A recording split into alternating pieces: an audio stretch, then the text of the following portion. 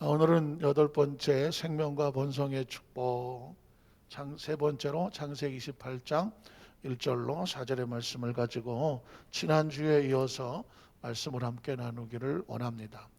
여러분 혹시 오래됐지만은 지금도 많이 회자되고 있는 책의 제목 가운데 하나가 칭찬은 고래도 맛있게 한다. 배가 고픈가? 칭찬은 고래도 뭐하게 한다? 춤을 추게 하더라 하죠. 저 샌디에고에, 미국의 캘리포니아 샌디에고에 보면 시월드라고 하는 굉장히 큰 해양 동물원 같은 공원이 파악이 있는데요. 거기 가면 막 고래들이 사람들과 조련소와 함께 같이 어울러져서 공연을 하거든요. 거기 실제로 갔던 그 책을 쓴 저자가 가서 보고 말을 듣지 않던, 아니면 컨디션이 안 좋아서 잘 움직이지 않던 고래가 어떻게 저렇게 조련사하고 호흡이 잘 맞아서 움직이나 했더니 끊임없이 조련사가 고래를 이렇게 두들겨주고 쓰다듬어주고 눈을 맞춰주고 자꾸 칭찬을 해주니까 고래가 살아나더라. 그의 마음이 움직여지고 그의 세포가 움직여지고 의식이든 무의식이든 다시 할 수 있던 어떤 그런 생기가 넘쳐나는 것을 보면서 이제 그것을 추적하면서 쓴 글이 바로 칭찬은 고래도 뭐하게 하더라? 춤을 추게 한다. 나중에 한국에도요, 저자는 제가 기억이 안 나는데 비슷한 책이 하나가 나오더라고요. 칭찬은 멧돼지도 나무에 올라가게 한다. 그건 한국 사람이 쓴 책인데 칭찬은 멧돼지도 나무에 올라가게 한다. 나무에 올라간 멧돼지는 잡아먹으면 딱 별로 관심이 없으신가. 어쨌든 중요한 것은 불가능한 일을 가능하게 하더라 하는 것이 바로 칭찬의 능력입니다. 그러면 이제 질문, 왜 칭찬이 그렇게 능력이 있을까요? 칭찬을 하면 왜 고래가 춤을 추고 멧돼지가 나무로 올라갈까요? 칭찬이라고 하는 것은 우리 마음속에서 나올 때 부드럽고 따뜻하고 또 사랑과 관양과 용기로 나갑니까? 아니면은 화가 나고 속상하고 막 날카롭고 상대를 죽이려고 하는 공격성으로 나갑니까? 쉽게 얘기해서 긍정적인 파장으로 나갑니까? 아니면 부정적인 파장으로 나갑니까? 긍정적인 파장으로 나가죠. 일단 칭찬을 하려면 내가 마음이 기뻐야 되죠. 그리고 막 감격이 돼야 되고, 야 정말 너 진짜 막 놀라야 되고, 그리고 막 상대가 기특해야 되고, 또 상대가 사랑스러워야 되고, 또 상대가 보면서 막 너무 좋아야 되고, 애정이라든가 또 친근함이라든가 뭔가 내가 해주고 싶은 긍정적인 에너지가 자꾸 속에서 일단 내가 차야 되지 않습니까? 그래서 그거를 가만히 있는 것이 아니라 전달해 주고 싶으니까, 그에게 전달해 주고 싶을 때 그게 언어가 될 수 있고 눈빛이 될 수 있고 어떤 바디랭귀지처럼 뭘 할 수도 있잖아요. 이건 뭐냐면 역시 에너지의 전달이고 파장의 전달이거든요.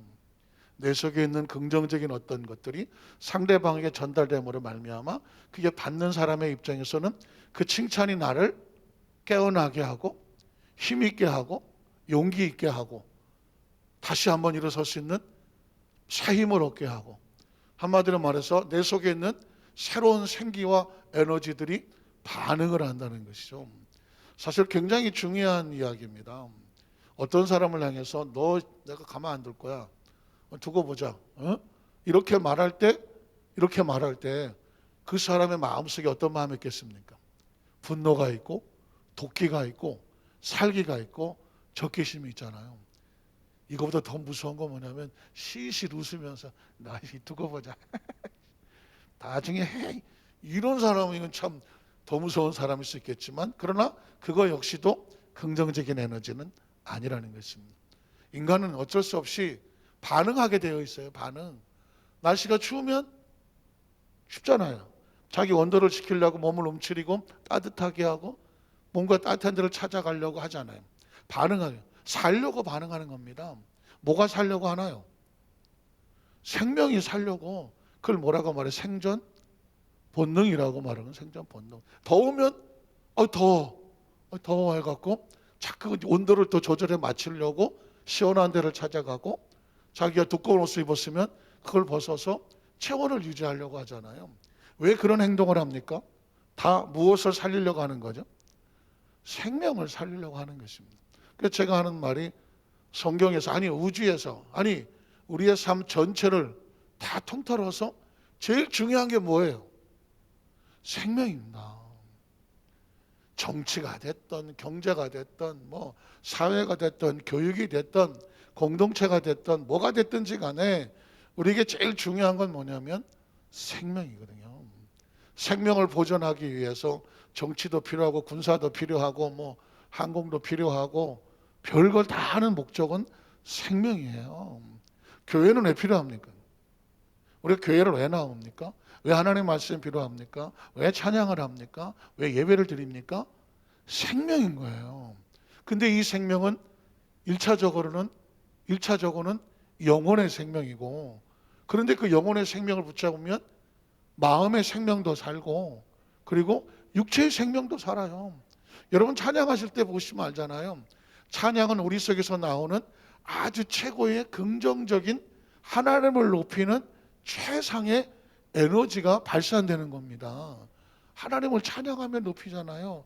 그 속에서 영혼이 하나님을 찬양한단 말이에요. 그래서 어떤 사람은 이렇게 표현하기도 하고, 어떤 사람은 손을 올리기도 하고, 어떤 사람은 가슴에 품기도 하고, 어떤 사람은 눈을 감기도 하고, 어떤 사람은 일어나 춤을 추기도 하는 것은 뭐냐면 내 생애 최고의 기쁨의 에너지를 위에 계신 하나님 앞에 전달하고자 하는 아주 본능적이고 자연스러운, 아니면 의도가 됐든 의도치 않았든 간에 고백되어지는 건 아니겠습니까? 오죽하면 다윗이 하나님의 성전이, 그 법궤가 들어올 때에 너무 기뻐서 바지가 흘러내린 줄도 모르고 춤을 췄다라는 얘기는 다윗을 망신 주려고 하는 얘기가 아니죠. 뭘까요?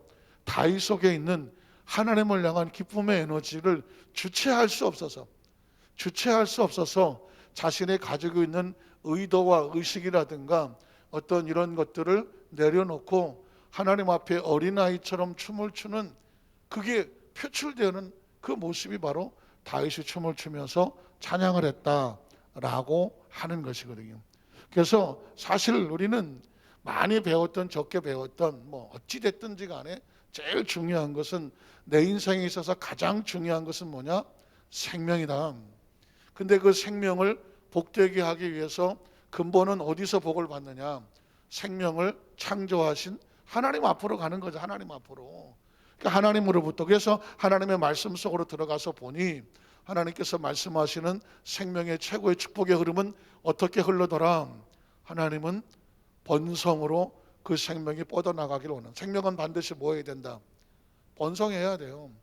번성해야 됩니다. 하루 살이도 하루밖에 못 살, 진짜 하루밖에 못 살더만, 하루밖에 못 살지만 그 하루 동안에 자기 어떤 종족이죠, 하루 사이 번식하기 위해서 하루 동안 엄청 열심히 살아요.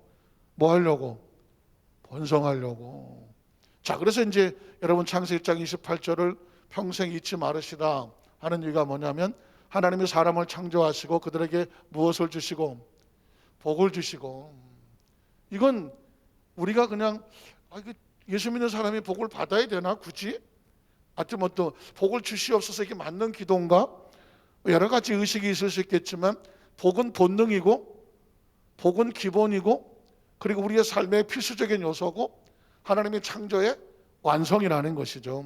그래서 하신 말씀이 그들에게 이르시되 생육하고 태어났으면 번성하고 땅에 뭐해라? 충만해라. 그런 꿈을 꾸라는 것이죠. 저는 우리 여대수 만산교회 성도들이 하나님 안에서 생육하고 번성하고 충만한 꿈을 꾸게 되시기를 주님의 이름으로 축원합니다.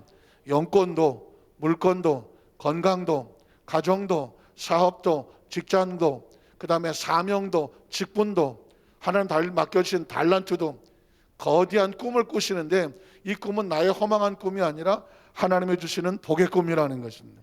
그래서 여러분 지난주에 아브라함, 이삭 만날 때마다 하나님께서는 복을 선포하셨다는 것입니다. 시대가 다르고 사람이 다르지만 하나님께서 그 사람을 향한 복의 축복은 동일하게 역사하더라. 그래서 오늘은 창세기 28장 1절 4절의 야곱에 대해서 한번 말씀을 보려고 합니다. 자, 성과 한번 보실까요? 창세기 28장 1절 4절. 이삭이 야곱을 불러 그에게 뭐하고? 축복하고. 이삭은 야곱을 왜 축복할까요? 이삭은 야곱을 왜 축복할까요? 아브라함은 이 세상을 떠나 하나님께로 가기 전에 자기 아들 이삭에게 축복하고 안수했습니다. 왜냐하면 하나님께서 아브라함에게 너를 복되게 하고 너와 내 자손이 복의 근원이 되리라. 그래서 복의 근원으로 통로로 아브라함이 살았고, 아브라함이 하나님께 갈 때에 그 축복이 누구에게로 내려갔죠? 이삭에게로 내려갔습니다. 여기서 굉장히 중요한 것은 뭐냐면 이스라엘 백성들은 그 아버지가 세상을 떠날 때에 그 장자에게, 필요한 또 자녀들에게 축복을 하는 그 축복 기도를 하나님의 약속과 같았습니다. 그래서 이삭은 홀로 그 축복을 받았습니다. 이삭은 형통의 복을 받았고, 그래서 이삭이 이제 나이 많아 눈이 어두워져서 하나님께 돌아갈 날이 다가왔을 때 하나님께서 누구를 축복합니까? 야곱을 불러 그에게 축복을 했습니다. 그러니까 하나님의 나라는 하나님으로부터 뭐가 흘러내린다? 축복이 흘러내리는 것이죠. 하나님으로부터 하나님의 축복이 흘러내리는 것입니다. 가정에는 부모가 자식에게 축복하는 거죠. 그래서 부모가 복을 받아야 돼요. 부모가 복 있는 부모가 돼야 돼요. 그래야 복 있는 부모가 복 있는 자녀들이 되도록 그 축복을 계속 해주셔서 그 축복이 흘러가야 됩니다. 그래서 제가 그전에 뭐 돌예배, 요즘은 뭐 돌예배, 백일예배 그런 게 별로 없지만 예전엔 돌예배, 심지어 백일예배도 많았거든요. 가면 빼놓지 않게 하는 기도가 뭐냐면, 하나님 이 어린 생명이 부모가 복 있는 부모가 되게 하여 주시옵소서.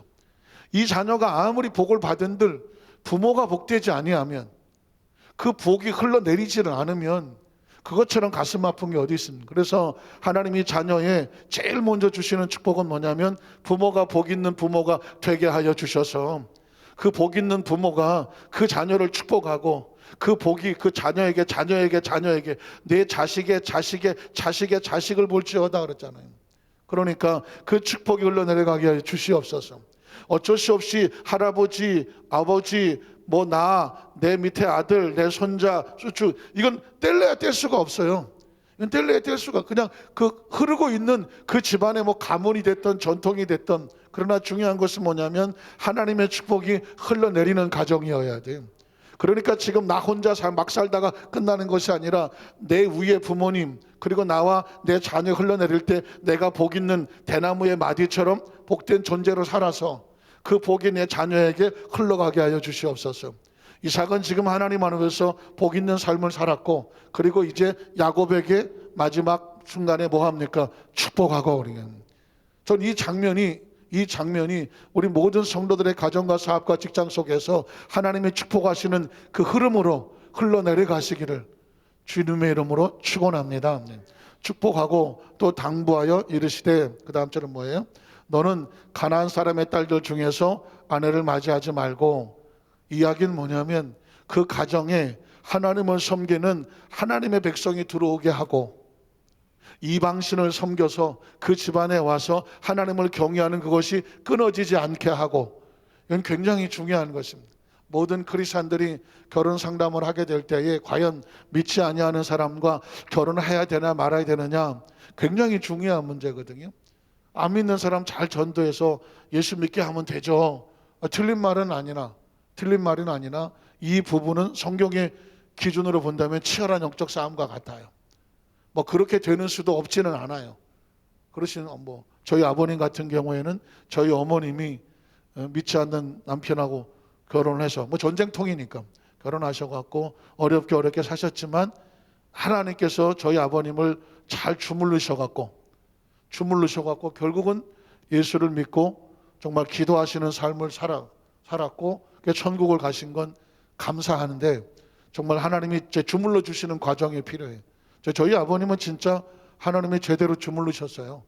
옛날에 기억해 보면 저희 어머니가 새벽 예배를 가는데 하나도 못 가게 하고 핍박을 하니까 저희 어머니가 울고 하나님 앞에 기도하는데, 하나님이 꿈에 나타나셨어요. 저희 아버님 꿈에 나타나셔갖고 딱 목을 졸르더라, 천사가.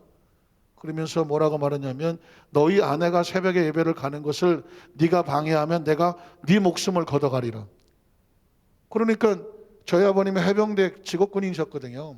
그러니까 어쨌든 상당히 여러 가지로 혈기방장하신 분인데, 기골도 장대하시고 그러신 분인데 모가지를 한번 딱 잡히니까 그게 얼마나 두려웠던지 딱 다음 날부터 저희 아버님이 어머님 교회 가거나 이런 거를 일체 간섭을 안 하셨습니다. 그러니까 하나님이 딱 한번 잡으시는 거죠. 그리고 두 번째는 어떻게 잡으셨냐면 새 집에 이사를 갔는데 첫날 저희 아버님이 그 뭐지 귀골이 장된 어떤 시커먼 물체가 가슴에다 바위돌을 하나 올려도 바위돌을. 그러니 호흡이 맞히니까 막 잠을 막 헐떡헐떡 하는 거예요. 저희 어머님은 옆에서 그냥 주무십니다. 근데 어떻게 의식이 오니까 본능적으로 본인이 못 살겠으니까 저희 어머님 손을 가져다가 가슴에다 올려놓더라는 것이. 저희 어머니는 늘 기도하시는 삶을 사시는데 이거 왜 이러나 그러다가 본능적으로 깨닫는 게 뭐냐면 옆에서 막 헐떡헐떡거리지. 그러면서 막 손을 갖다 놓지. 뭐 해달라는 거예요? 기도해달라는. 이 자존심은 있었고 기도해달라는 말을 못하고 다급해 죽겠으니까 갖다 손을 얹어놓은 거예요. 자다가 일어나셔서 막 방언으로 기도하고 때는 이때다고 열심히 기도하시고. 그러고 나서 기도하고 나니까 이게 뭐냐면 하나님의 영권이 지금 계속 이 사람에게 저희 아버님에게 그 평생 교회 다닌다고 한다고 막 핍박하고 하셨던 그 아버님에게 하나님의 살아계심과 그 영권의 역사를 보이시고 반대편에 보면 저희 아버님은 제대로 주물러 가시는 거죠. 그렇게 몇 번을 하고 나니까 뭐 할 수밖에 없어요. 저희 어머니가 믿는 예수님 하나님을 인정하실 수밖에 없는 거예요. 인정하실 수밖에 없는. 그리고 이제 세 번째 나이 한 50쯤 되셔서 갑자기 이제 어떤 쓰러지셔갖고 119에 실려 가시는데 저희 막내 딸이 있어요. 저보다 한 7살 어린 딸이 이제 막내가 있는데 마침 그때 집에 있어갖고 119를 실려 가는데 이러더라는 거예요. 이름이 미정인데 야 미정아 나를 좀 기도해 주라. 기도란 말이 그때 처음 나오는 거죠. 죽게 되니까 기도해 주라 그래. 그랬고 그 나중에 들어보니까 자기 아버지가 그러니까 막 그 아버지는 우리 아버지 같은 말이지만 막 기도를 했다는 거예요. 얘도 다급하니까 막 기도를 한 거예요. 그리고 이제 그렇게 119를 2번 실려갔다고 난 다음에 어느 날부터 안 보이기 시작하는 거예요. 안 보이게. 어딜 가시나 그랬더니 교회는 이제 얼굴에 이게 있어갖고 못 가시고 불광동 거기 가서 버스 타셔갖고 오산에 기도원을 다니기 기도. 우리 하나님 우리 감사 박수 한번 할까요? 기도원을 몰래 다니는 몰래. 왜냐하면 워낙 핍박을 많이 했기 때문에 저희 어머니도 얼굴도 못 보고 자식들 얼굴도 못 보고 몰래 기도원을 다녀갖고 성령을 받았어요. 한 번은 제가 이렇게 이제 화장실을 가려고 이렇게 했는데 저쪽 방에서 뭔 시끄러운 소리가 막 나는 거예요. 무슨 노래가 나는지 기도가 나는지. 그래서 이상하시네. 그렇게 들어봤더니 그 당시 주여 이재인이요. 그 전용대 우리 목사님들 주여 이재 그걸 크게 틀어놓고 거기서 방언으로 기도를 하더라니까요. 그래갖고 제가 그 문을 못 열고 들어가갖고요. 제가 막 너무 놀래갖고 몸을 부들부들 떨었더니 이거 제정신인가? 이게 뭐지? 아니 교회 가는 것도 못 받고 난 예배 드리는 것도 못 받거든요. 못 받는데 혼자 그렇게 다니면서 은혜를 받아갖고 방에 문을 잠 걸어놓고 찬양을 틀어놓고 방언으로 기도를 하시더라고.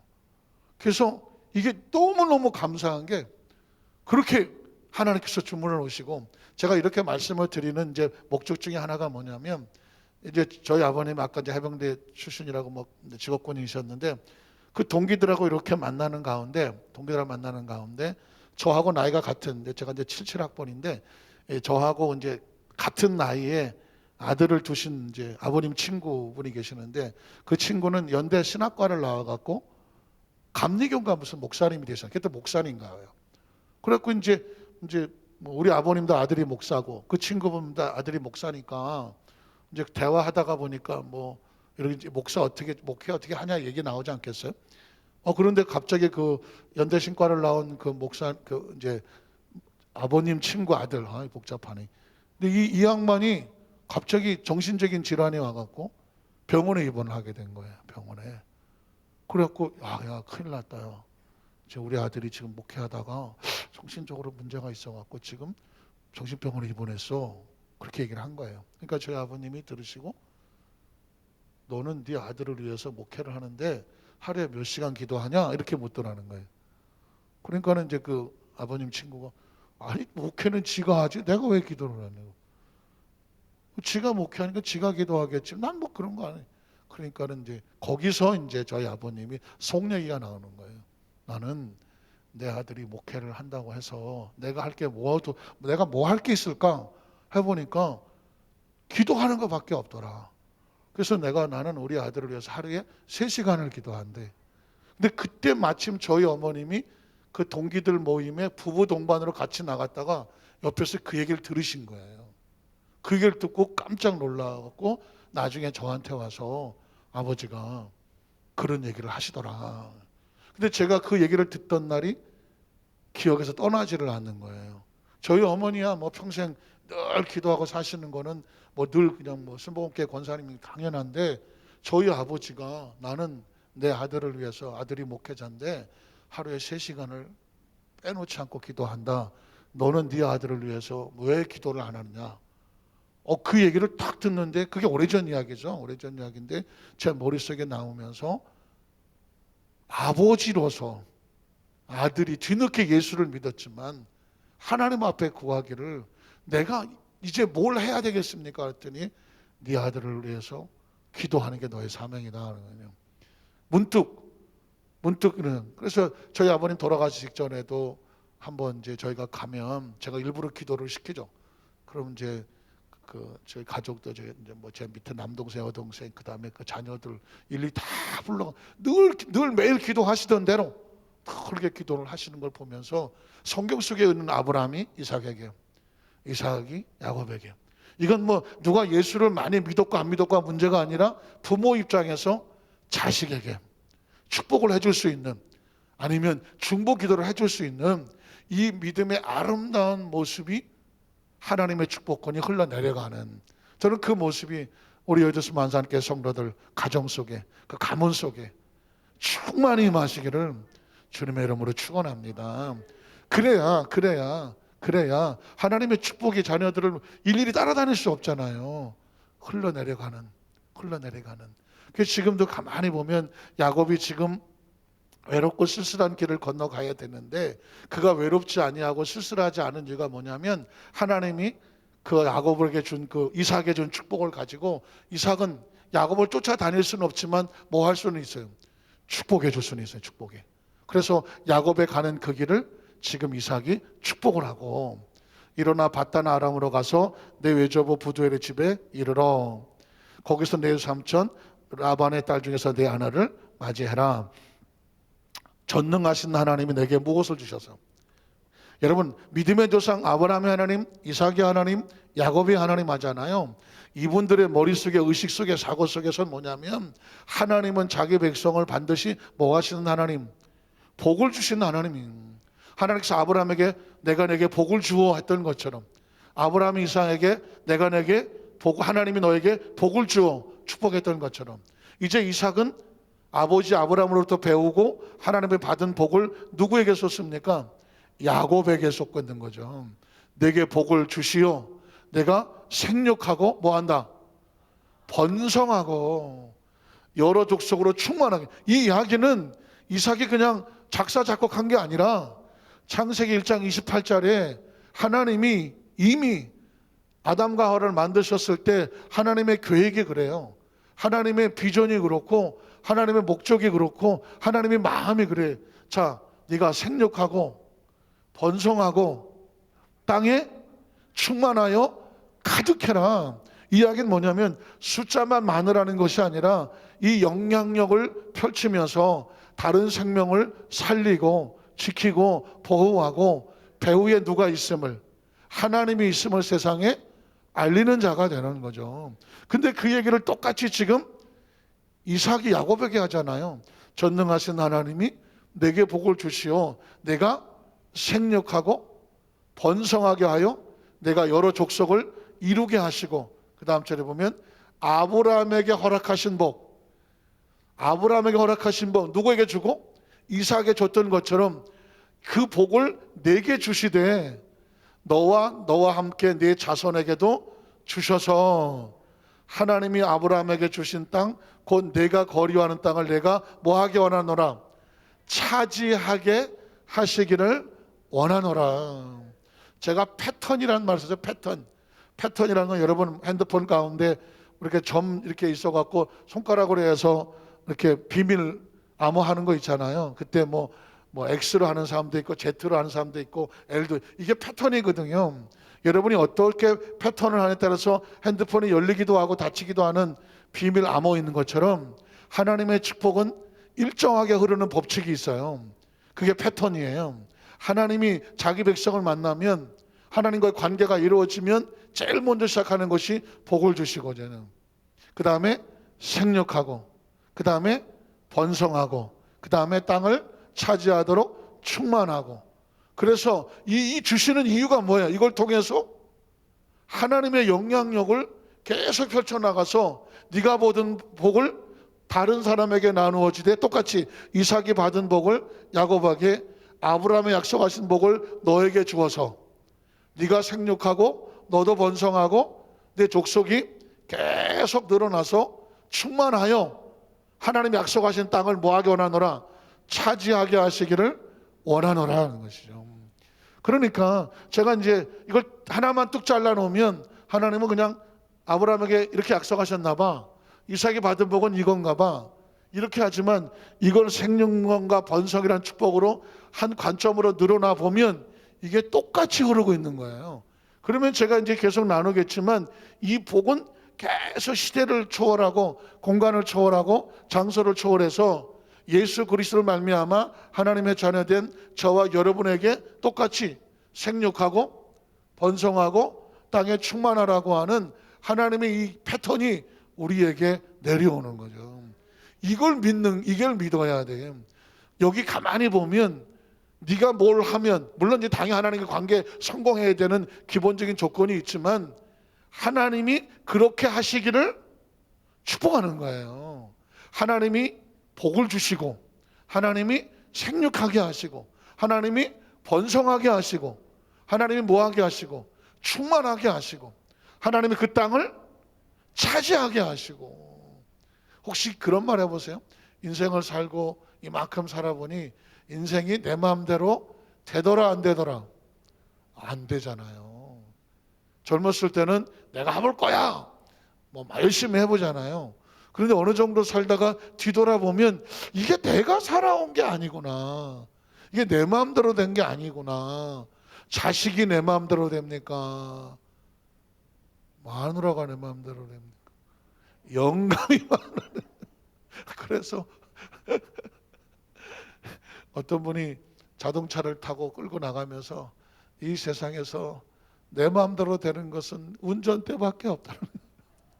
운전대는 내가 이리 돌리고 저리 돌리면 가는데 세상에 만화님이 내 말대로 하나. 어떤 집안은 영감님께서 한마디만 하면 바로 그냥 화살이 날라가고 깨갱깨갱 하는 수도 있는데, 제가 이제 이 얘기 드린 이유는 뭐냐면 그만큼 인생이라는 것이 살아보면 내 마음대로 되지는 않는데 성경은 뭐라고 말하냐면 하나님이 하게 하시기를 원하노라 하는 거죠.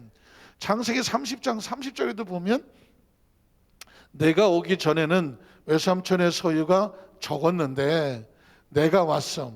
내가 누구예요? 하나님께서 생육하고 번성하여 땅에 충만하도록 하게 하시기를 원하노라. 복을 받은 사람이죠. 복을 받은 사람이죠. 그래서 야곱이 내가 어디로 가든지 내가 너와 함께하여 하나님 약속하셨잖아요. 그랬는데 외삼촌의 집에 내가 오기 전에는 소유가 적었지만 내가 와서 뭐 했습니까? 번성하여 뭘 이루었습니까? 때를 이루었다는 것입니다. 그러니까 여러분, 복 있는 사람이 그 집에 들어오는 것도 축복이고, 복 있는 사람이 되어서 그 어느 곳에 가서 복 있게 하는 것도 축복입니다. 저는 우리 여의도 순복 안산교회 성도들이 손을 들어야 돼. 복 있는 성도가 되기를 주의 이름으로 축복합니다. 여러분으로 말미암아 그것이 번성하여 때를 이루기를 축복합니다. 이게 얼마나 감사한지 몰라요. 제가 아까 얘기했는데 부모가 자식에게 축복하는 것도 하나님께서 기억하시는데, 성경에 보면 하나님의 종들을 통해서 그 축복권을 가지고 복을 선포하게 하셨어. 복을 선포하게 하셨어요. 그 복을 선포하게 하시고 그 선포하신 복은 그 사람의 복이 아니라 하나님께서 복 있게 하시는 거지. 지금 무슨 야곱이 무슨 능력이 있어서 그 집에 와서 외삼촌의 집에 번성하게 하고 때를 이루게 하겠습니까? 누구로 인하여? 야곱으로 인하여 하나님이 복을 주시는 거잖아요. 지금 여기에는 없지만 요셉도 마찬가지예요. 보디발 장군의 집에 갔더니 하나님께서 누구와 함께 하셔서? 요셉과 함께 하셔서 그가 하는 모든 일이 형통하게 하시고 그로 말미암아 그 집에 하나님이 복을 주신 것을 사람들이 보게 하셨다라는 것이죠. 그러니까 하나님의 백성들에게는 그 은혜가 있는 거예요. 하나님께서 우리를 축복의 통로로 사용하신 번성하여 때를 이루었다. 35장 9절로 14절에 보면 야곱이 바다마리 외삼촌 라반에 있던 것이죠. 돌아왔어요. 돌아오매 하나님이 다시 야곱에게 나타나셔서 뭐 하시죠? 그에게 복을 주시고 하는 거예요. 하나님과 자기 백성의 첫 번째 만남의 첫 번째 패턴 단추는 그에게 무엇을 주시고? 복을 주시고 하는 겁니다. 그러니 여러분 신기하지 않을 수 없고 신나지 아니할 수 없고 감사하지 않을 수 없고 이 성경에 이렇게 흐르고 있는 패턴은 이스라엘 민족도 마찬가지로 신명기도 하겠지만 쭉쭉쭉쭉쭉 내려가다 보면 결국 저와 여러분에게 오는 거잖아요. 그러면 이 말씀을 통해서 우리에게 뭘 깨닫게 하기를 원하냐면 하나님이 지금 나를 향하신 하나님의 계획은 뭐예요? 하나님께서 우리에게 복을 주시고 믿으십니까? 생육하고 번성하여 땅에 충만하고 그리고 하나님께서 너에게 가나안 땅을 줘서 이 가나안 땅을 통해서 하나님의 역사하심을 세상에 알려야 되겠다라고 약속하신 그 땅을 뭐하게 하시리라? 차지하게 하시리라는 것이죠. 지금 이 말씀을 들을 때 이런 축복의 약속과 축복의 말씀이 선포될 때 이것을 듣는 여러분에게 이 말씀이 어떻게 임하는 거거든요. 여러분이 청각으로 듣고 여러분의 세포가 느끼고 그 다음에 시각으로 말씀을 보고 그리고 마음속에 이 말씀이 깨달아지고 영은 이 축복의 말씀을 들으면 영은 축복의 말씀으로 춤을 추는 거예요. 영은 출렁거리며 반응합니다. 영은 하나님 말씀의 축복의 말씀을 들으면 영이 기뻐 뛰며 춤을 추는 것이고 그리고 하나님의 말씀에 그 축복의 말씀을 듣고 영이 춤을 추고 반응하고 기뻐하면 그것을 보고 또 누가 그 말씀을 하시고 약속하신 하나님의 말씀을 믿어주고 그 말씀을 기대하고 말씀의 반응을 보이고 말씀에 감사하고 말씀에 기대감을 가지니 하나님 어떻게 하세요? 하나님이 기뻐하시는 거예요. 제가 전에도 말씀했지만 하나님은 다른 거 우리에게 원하지 않아요. 내가 너의 하나님이다. 그거 하나면 돼. 거기에 다른 어떤 거를 설명할 이유가 없어. 하나님의 최고의 우리를 향하시는 뭐냐면 내가 너의 하나님이야. 내가 너의 하나님이야. 저기 죄송하지만 우리 권사님이 손녀딸을 안고 계시는데 권사님은 손녀딸을 안는 할머니 마음, 손주든 손녀든 안고 있는 할아버지 마음은 뭐예요? 뭐 하고 싶은 거예요? 똑바로 살아야 돼 너. 말 잘 듣고 뭐 이런 얘기가 이럴 것 같아. 야, 내가 너의 할머니야. 내가 너의 할아버지야. 그거 하나면 다 끝나. 네가 걱정할 거 없어. 네가 염려할 거. 얘가 이제 초등학교 지금 들어간다는데 내가 이제 내 인생을 과연 어떻게 할 것이냐. 내 미래 계획을 어떻게 할 것이냐. 내가 할 수 있을 거냐. 할 수 있냐. 내가 이러면서 혼자 1살짜리가 7살 8살짜리가 고민하고 절망하고 좌절하고 앉아 있으면 그 꼴 보기 좋아해 싫어요? 꼴 보기 싫은 거지. 얘가 뭘 해. 그냥 할머니 할아버지가 안아주고 내가 너의 할머니야. 내가 너의 할아버지야. 그걸로 인하여 그냥 그 아이가 나를 할머니 할아버지 안에서 편안하고 기뻐하고 그냥 그 존재 자체 관계가 소중해지면 그게 최고의 축복이에요. 제가 그전에 오래전이지만 엘리베이터에서 만나는 초등학교 1학년 같아요. 한 남자아이하고 2번의 사건이 있었는데 그게 잊어버리지가 않아요. 이제 제가 그때 한 8층인가 살았고 아파트 딱 탔어요. 한 놈이 헐떡헐떡 들어오더니 닫힌 문을 열고 탔어요. 둘이 탔는데 딱 보니까 1학년쯤 돼. 꼬마야, 아주 꼬마. 근데 얘가 타자마자 가방을 그 엘리베이터 안에 탁 집어 던져. 그리고 확 주저앉아. 나를 뭘로 보니 이게? 내가 옆에 있는데 지 혼자 그런 건 모르겠지만 가방을 집어 던지고 그리고 막 주저앉아서 인상을 쓰고 있어. 또 뭐 그냥 지나치기는 또 그렇고 그래서 걔한테 물었지. 사는 게 힘드냐? 아니 뭐 너무 힘들어 보이니까. 그래서 사는 게 힘드냐? 그랬어요. 그랬더니 얘가 그러더라고. 힘들어요. 힘들어. 야, 초등학교 1학년인데 사는 게 힘들다고 가방을 집어 던지고 주저앉아갖고 날 모르잖아요. 서로 모르는데 아니 거기서 물어봤더니 그냥 쳐다도 안 보고 사는 게 힘들다라고 얘기를 하는 거예요. 그래서 내가 그랬지 너만 힘드냐? 나도 힘들어. 그래야지 거기서 뭐라고 그래. 그리고 이제 내렸어요. 그래서 내가 야 초등학교 1학년짜리가 사는 게 힘들다고 가방을 던지고 땅바닥에 앉아서 이렇게 한숨을 쉬는구나. 그랬어요.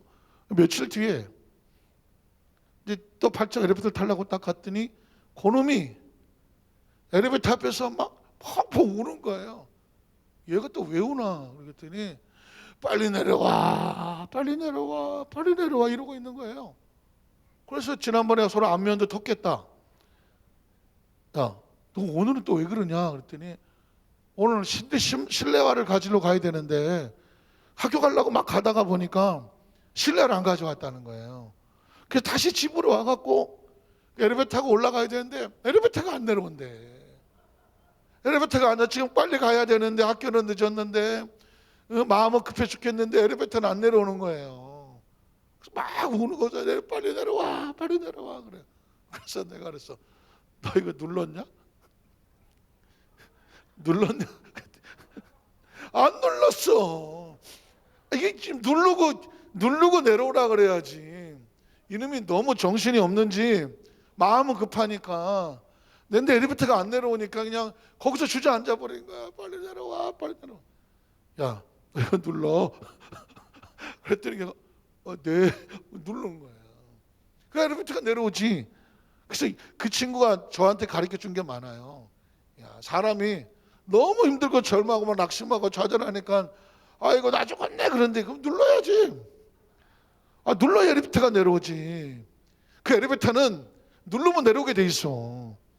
근데 이 친구가 그걸 안 누르는 거예요. 그러니까는 바깥에서 뭘 해결하려고 그러는 게 아니라 내가 여기서 정신을 차리고 거기서 이 엘리베이터의 인식과 내가 뭘 할 수 누르면 내려와.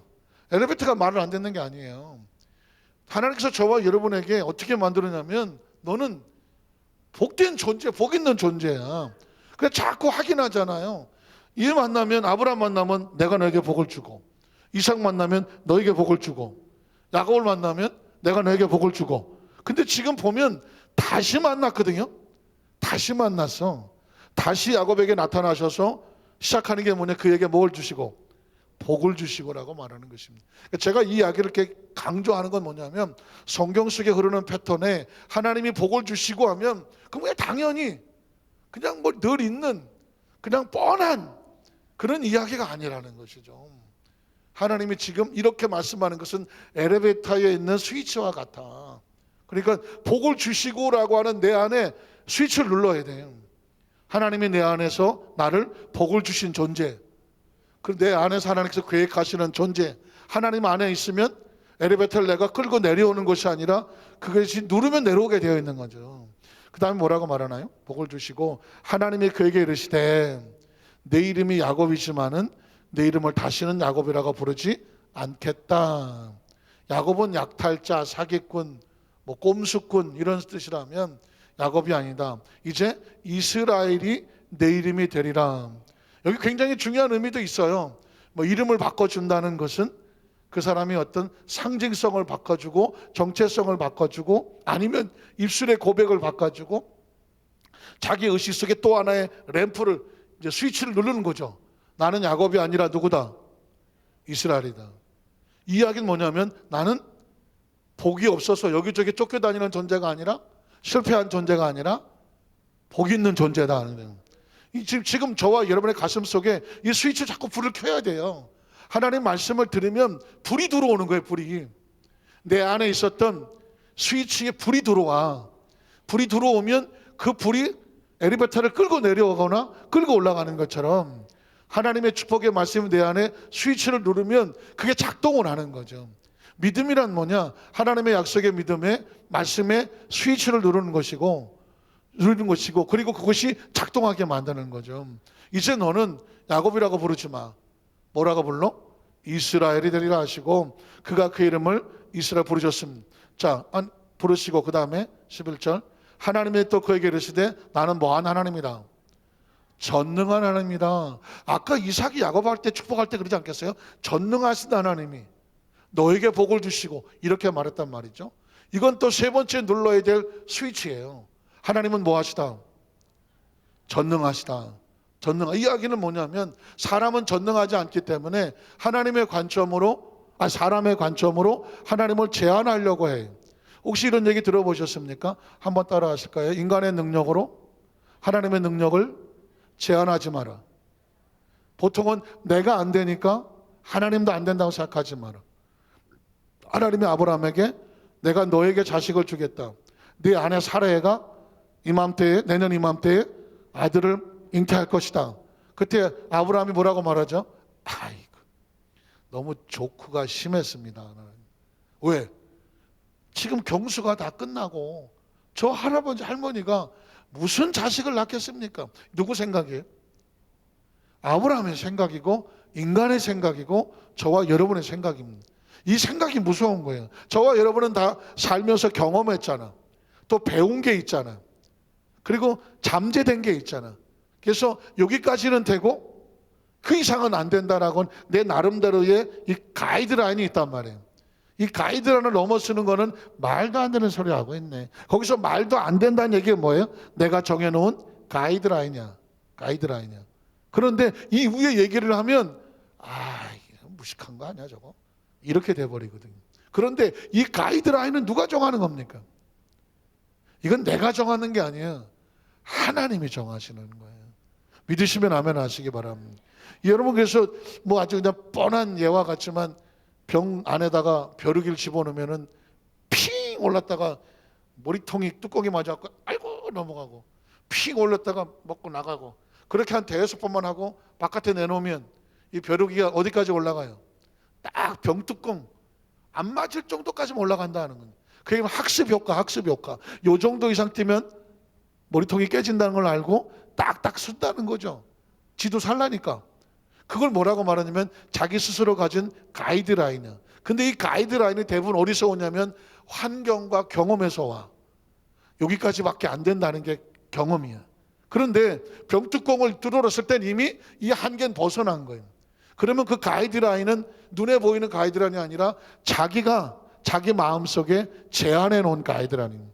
보통의 인간들은 자기가 정해놓은 가이드라인으로 상해서 합니다. 저와 여러분도 다 알아요. 우린 여기까지야. 여기까지지. 그 이상 얘기하면 안 되니. 제가 그래서 이걸 깨려고 그동안 3차원에서 4차원적인 신앙에 대한 얘기를 끊임없이 강조했던 이유가 뭐냐면 3차원은 우리의 가이드라인이에요. 4차원은 뭐냐면 시간과 공간을 넘는 하나님의 영역인 거예요. 하나님의 영역. 그런데 인간은 몸은 3차원이고 우리 영혼은 4차원이야. 그러니까 하나님을 접하면 우리 영은 4차원적인 존재가 돼. 예수님 뭐라면 너희는 신이다라고 말했습니다. 들어보셨나요? 너희는 신이다라고 말했습니다. 신이란 뭐냐? 육신을 벗어나 4차원적인 영역에 접할 수 있는 존재가 신이야. 인간은 육체는 육을 가졌지만 우리 영은 신적인 존재예요. 성령께서 우리 성령 충만하다는 얘기는 옛날엔 성신이라고 불렀어요. 성령, 하나님의 영이 우리 가운데 충만하면 우린 뭐가 되냐면 신이 되는 거예요. 그 신적인 존재가 육체를 벗고 벗고 하나님의 나라에 가면 어떻게 산다? 영원히 살잖아. 영생. 영생하는 건 사람이 아니야. 뭐예요?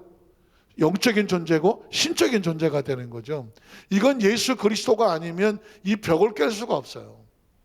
그 벽을 깨려고 하나님이 말씀하시고 기도하시고 약속하시고 지금 이름을 바꾸는 거죠.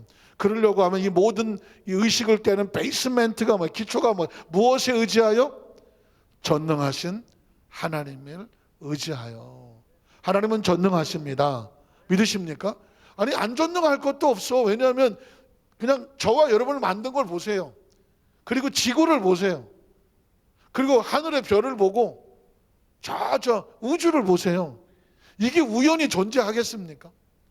동물들은 이걸 상상이 안 되지만 인간에게는 이게 왜 어떻게 이게 존재하지? 존재에 대한 질문이 있잖아요. 어떻게 내가 존재하지? 어떻게 이 지구가 존재하지? 이 허공에 떠 있을 수 있지? 어떻게 우주가 존재할 수가 있지? 이 존재하는 모든 것들의 존재 근원은 뭘까? 이게 조금만 생각하면 모든 존재하는 것은 존재케 하는 이가 있잖아요. 그 존재케 하는 이를 뭐라고 말해요? 창조주라고 말하는 거죠. 지금 제일 궁금한 건, 깜짝 놀랄 일은 우리가 이 세상을 떠나서 천국에 갔을 때 하나님 앞에 대면하는 것입니다. 하나님이란 존재 앞에 때 그때 이제 바울이 말했던 것처럼 흐리게 보이지 아니하고 얼굴과 얼굴을 대면해 보며 지구라는 것이 우주는 3차원의 세계라는 것이 이런 세계였고, 그런 세계에 내가 군복처럼 육체를 입고 살았고, 그리고 이제 군복을 벗고 하나님의 나라에 갔을 때 내 영이 시간과 공간을 초월해서 예수님께서 예비한 곳에 너희가 나도 있게 하리라. 그 세계가 이런 세계였구나. 그 세계는 조심스럽지만 어머니 뱃속에 있었을 때 그때 이 세계가 궁금하지 않았어요? 별 생각이 없었어요? 그냥 앞이 캄캄했어요? 어머니 뱃속에 있을 때 10달 동안 이 태아는 살아있으나 세계를 봐요, 못 봐요? 못 보죠. 그 어머니 태 속에 10달 동안 얼마나 길었어? 아무 생각이 없어요. 그 10달의 세계가 작은 우주와 같다고 하잖아요. 인간의 몸을 소우주라고 말하지 않아요? 소우주라고 말해요. 인간의 작은 이 몸 안에 어마어마한 변화들이 있고 어마어마한 움직임이 있는 걸 소우주라고 말한다면, 어머니 태 속에 있는 태아는 생명이잖아요. 바깥 세상에 궁금하지 않아요? 안 궁금해요? 상상이 돼요, 안 돼요? 돼요? 대단하신 분들이네. 이건 분명히 엄청난 세계예요. 태 속에 있는 아마 언제 누가 개발해봐. 태 속에 있는 태화하고 초음파 신호를 보내갖고 너 지금 상태가 어떠냐고 한번 물어봐야 될 것 같아. 너 기분이 어떠냐? 너 지금 며칠 있으면 나올 건데 너 지금 네가 가지고 있는 생각, 네가 느끼는 거, 네가 가지고 있는 그 태아니까 이제 생각이 다 있을 거 아니에요. 완성이 다 됐으니까 그 태아가 가지고 있는 거 요거 연구하면 대박입니다. 대박이죠. 왜냐하면 얘는 지금 제가 나가는 걸 알까요, 모를까요? 나 알고 나왔다. 이것만 가지고 1시간 할 테니까. 알고 나왔다. 뭘 아는지, 내가 지금 살아있는지, 산다는 게 뭔지, 인생이 뭔지, 나가면 엄마 아빠라는 이게 있는지, 내가 나오는 게 이게 지구인지, 이게 지금 나올 때 나는 한국인 줄 알았다.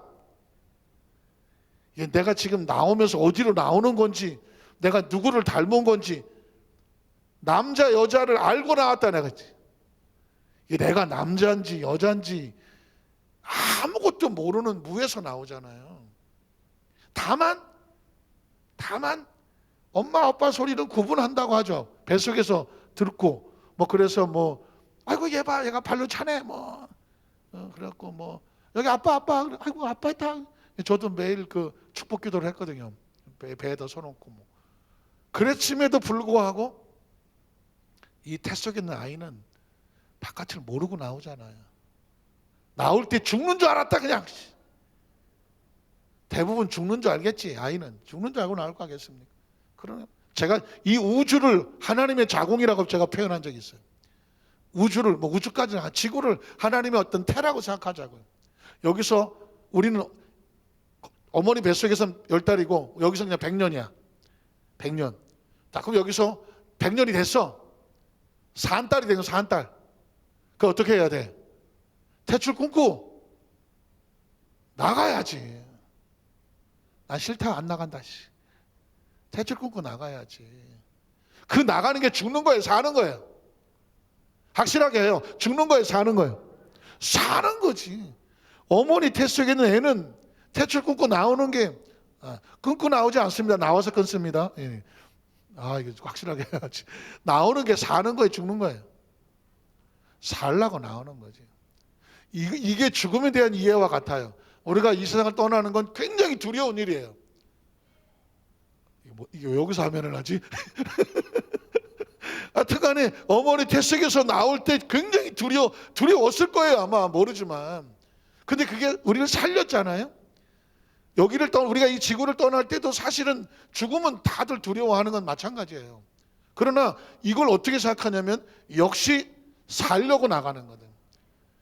바울이 그랬잖아요. 삼층천을 보고 오니까 나 지금 당장이라도 나가고 싶다. 당장이라도. 당장. 그러나 맡겨진 사명 때문에 내가 있다고 지금. 저도 마찬가지예요. 우리가 육시에 갇혀있는 영혼을 생각을 하면 육체를 벗으면 영혼이 시간과 공간에 자유하다. 이런 인식만 있으면 누가 육체에 머물려고 하겠습니까? 하나님의 나라에 대한 천국의 확신이 정확하면. 너무 깊이 들어갔나? 그래서 어떤 마음을 갖냐면, 자, 하나님의 이 전능하심을 믿으면 이 땅에 태어남과 성장과 그리고 자람과 마무리와 모든 하나님의 나라 속에서 결국은 우리 모두는 하나님의 계획 속에서 가나안 땅을 차지하게 하리라 하는 것처럼 하나님의 나라를 차지하게 하리라. 믿으십니까? 그래서 오늘 말씀을 가슴에 새기시면서 오늘은 야곱까지만 이렇게 했고요. 선상 4에서 이스라엘 민족과 신명기에 있는 본성의 축복은 다음 주에 찾아보도록 하겠습니다. 기도하겠습니다. 하나님 아버지 감사합니다.